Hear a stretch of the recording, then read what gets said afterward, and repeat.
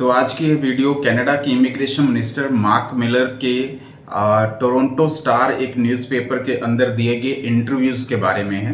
इस वीडियो को सुनकर आप कनाडा के फ्यूचर को आप ज़रूर समझ आएंगे कि कनाडा के इमिग्रेशन में क्या प्लान चल रहा है आने वाले टाइम को लेकर। अब इमिग्रेशन मिनिस्टर मार्क मिलर का अगर इस इंटरव्यू को मैं डिस्कस करूं तो उन्होंने हर एक पॉइंट को यहां पर टच किया है, चाहे वो स्टडी का हो, चाहे वो वर्क का हो, चाहे वो असाइलम सीकर का हो। तो इस वीडियो को कंप्लीट सुनिएगा और अपनी अंडरस्टैंडिंग को कनाडा को लेकर कुछ और बढ़ाइएगा। सबसे पहला पॉइंट जो मैं डिस्कस करना चाहूँगा, जो मार्क मिलर ने अपने इंटरव्यूज में बताया है, और स्पेशली ये बताना चाहूँगा कि इंटरव्यू कब हुआ है, जब उनके मॉन्ट्रियल में ऑफिस में वायलेंस हुई, अटैक हुआ, और सेकेंडली 26 जुलाई को उनका as a immigration minister 1 year complete हुआ। उसके बाद ये इंटरव्यू लिया गया है, यानी कि इस इंटरव्यू के बहुत ज़्यादा मायने हैं। इसमें जो पॉइंट्स डिस्कस किए गए हैं, सबसे पहला पॉइंट जो मैं आपको बताना चाहूँगा वो असाइलम सीकर को लेकर बोला गया है। अब असाइलम सीकर्स कौन होते हैं? जो रिफ्यूजी की तरह कनाडा में रहते हैं, और कनाडा शुरू से ही ऐसे लोगों को वेलकम करता आया है, यानी कि कनाडा की आइडेंटिटी है कि वहां पर असाइलम सीकर जाकर रह सकते हैं।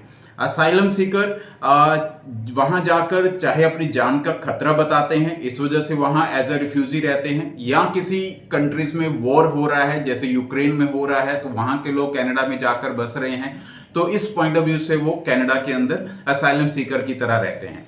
तो असाइलम सीकर को लेकर जो मार्क मिलर ने स्टेटमेंट दी है, उन्होंने कहा है कि 2019 में जो असाइलम सीकर थे उनके पास वो थे 64,000, लेकिन अगर मैं 2024 के अंदर कंपैरिजन की बात करूं तो इस समय 5 महीनों में 78,000 असाइलम सीकर आ चुके हैं।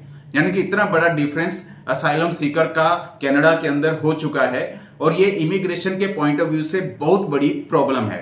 यानी कि इमिग्रेशन को लेकर वो अब इतना स्ट्रिक्ट हो जरूर होंगे कि इनकी जो संख्या है वो लिमिटेड हो।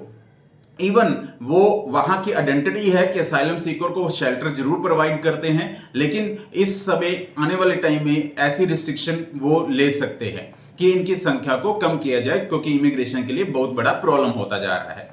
अब मैं सेकंड पॉइंट जो उन्होंने अपने इंटरव्यूज में बताया वो था इमिग्रेशन प्रॉब्लम्स जो हो रही हैं। वो कह रहे हैं कि ऐसे बहुत सारे लोग हैं जो इमिग्रेंट्स जो हैं उन्हीं को ही वहां की कनाडा की प्रॉब्लम का रीजन बनाते हैं। यानी कि कनाडा के अंदर अगर इन्फ्लेशन बढ़ रही है, हाउसिंग क्राइसिस हो रही है, तो इसको वहां के इमिग्रेंट से जोड़कर देखा जा रहा है, लेकिन ये ट्रू नहीं है, क्योंकि हर बात के जो प्रॉब्लम है वो इमिग्रेंट से नहीं जुड़ सकती। वहां के कुछ इंटरनल इश्यूज हो सकते हैं, उसकी वजह से वहां पर ये इंटरनेशनल जो कनाडा के अंदर प्रॉब्लम चल रही है, हाउसिंग को, जॉब की बात करें, इन्फ्लेशन की बात करें, तो इसके कुछ अलग रीजन भी हैं। ओनली इमिग्रेंट्स को इस बात का दोषी ठहराना ठीक नहीं है। इस बात को भी उन्होंने हिट किया है अपने इंटरव्यूज में। थर्ड पॉइंट जो मैं उनका बताना चाहूंगा वो LMIA को लेकर बताना चाहूंगा। अब LMIA का कनाडा के अंदर बहुत बड़ा स्कैम चल रहा है, लोगों से पैसे लेकर उनको जॉब दिलवाई जा रही हैं। जो इमिग्रेशन मिनिस्टर ने बताया कि अब वो ऐसे लोगों पर शिकंजा कसने वाले हैं कि कनाडा ऐसे इंटरनेशनल लोगों को रिक्रूट जरूर करता है वहां के वर्क के लिए, क्योंकि उनके पास वहां पर वर्कर्स की शॉर्टेज होती है, इस वजह से वो इंटरनेशनल टैलेंट्स को अपने पास वेलकम करता है। लेकिन उन्हें वही पर्सन चाहिए होते हैं जो वहां के वर्क में, जो उनको जिस तरह का वर्क वहां पर चाहिए उस तरह के वर्क में वैसे ही वर्कर उनको मिले। तो ऐसी कंपनीज को वो LMIA नहीं देंगे जो कंपनीज इस तरह से रिक्रूटमेंट करती है कि उनको पैसा लेती है और उसके बाद जॉब सेंशन करती है। जिन वर्कर की वहां पर डिमांड होगी वही लोग वहां पर अब काम कर पाएंगे और उन्हीं को ही LMIA मिलेगा, ऐसी कुछ बात बोलेगी है। नेक्स्ट उन्होंने ये पॉइंट जरूर बोला है कि जो पर्सन वहां पर जिस पर्पज से आता है उसको वो पूरा करे, क्योंकि ऐसे बहुत सारे लोग हैं जो वहां पर कनाडा में जाते हैं और अपने पर्पज को पूरा नहीं करते हैं।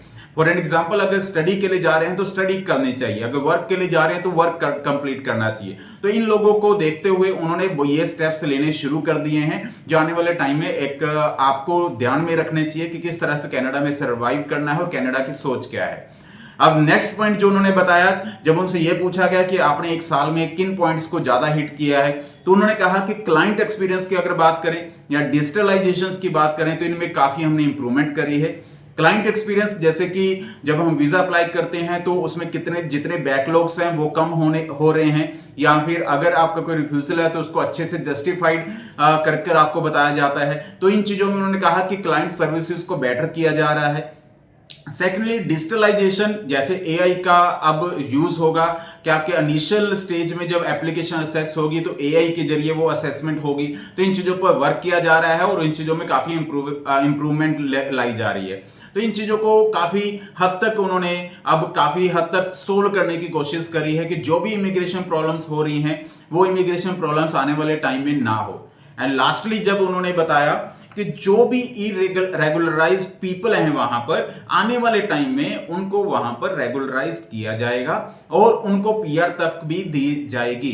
तो आने वाले टाइम में ऐसे लोगों को जरूर परमानेंट रेजिडेंसी दी जाएगी। इस वजह से ये सभी पॉइंट्स जो मैंने आपको बताए, असाइलम सीकर को लेकर बताया, या इमिग्रेंट प्रॉब्लम्स को लेकर मैंने बताया, या एलएमआई को लेकर मैंने बताया, या फिर जो क्लाइंट एक्सपीरियंस और एआई डिजिटलाइजेशन को लेकर बताया, या अनरेगुलराइज्ड पीपल को लेकर बताया, ये इनको इंटरव्यू के कुछ पॉइंट्स थे जो मैंने आप तक शेयर जरूर करे हैं। आई होप सो कि इन पॉइंट्स को अगर आप सुनेंगे तो आपको कनाडा को लेकर आने वाले टाइम में काफी अच्छी नॉलेज जरूर मिलेगी।